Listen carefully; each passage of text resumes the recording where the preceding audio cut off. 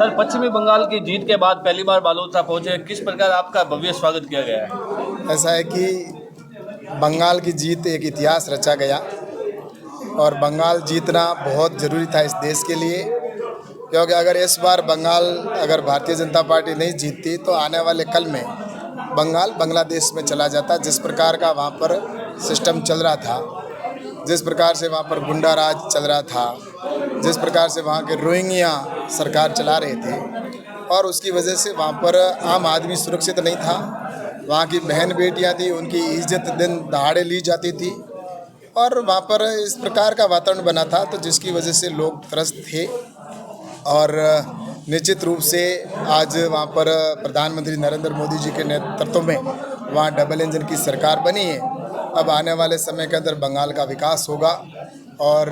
निश्चित रूप से इस जीत की खुशी बंगाल के लोगों में तो है ही, लेकिन पूरे देश के अंदर जीत का जश्न मनाया जा रहा है। और उसी के निमित्त मैं वहाँ पर सिलीगुड़ी जोन के अंदर 28 विधानसभा की जिम्मेवारी मेरे शीर्ष नेतृत्व ने मुझे दी, और जो रणनीति हमारे आदरणीय अमित शाह जी ने बनाई और जो भूपेंद्र यादव जी और सुनील बंसल जी जो प्रभारी हैं उन्होंने, और वहाँ के नेतृत्व ने जो बनाई, उस रणनीति के ऊपर हम सब ने काम किया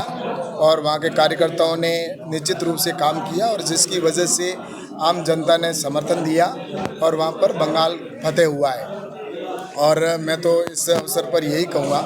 कि आज जब मैं बंगाल जीतने के बाद वहाँ के कार्यकर्ताओं को 3-4 दिन रुक के धन्यवाद दिया, सभी विधानसभा में गया,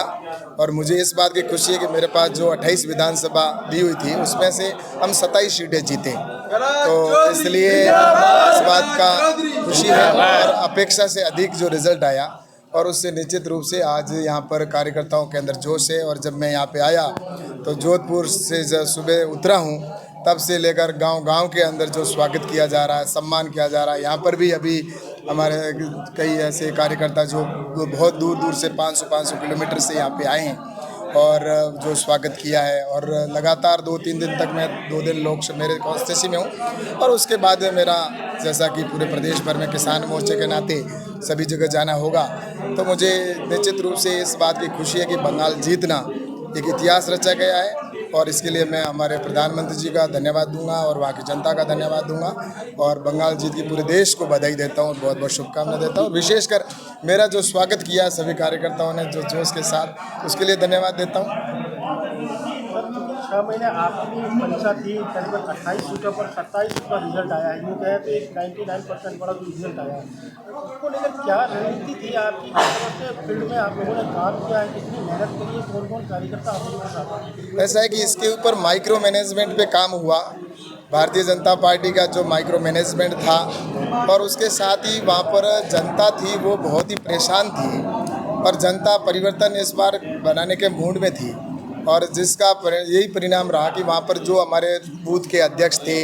बूथ का BLA2 और सेक्रेटरी, हमारे शक्ति केंद्र का लीडर, शक्ति केंद्र के इंचार्ज, और उनको, और जो हमारे ऊपर के कार्यकर्ता थे उनको जो फोकस बूथ के ऊपर हमने काम किया,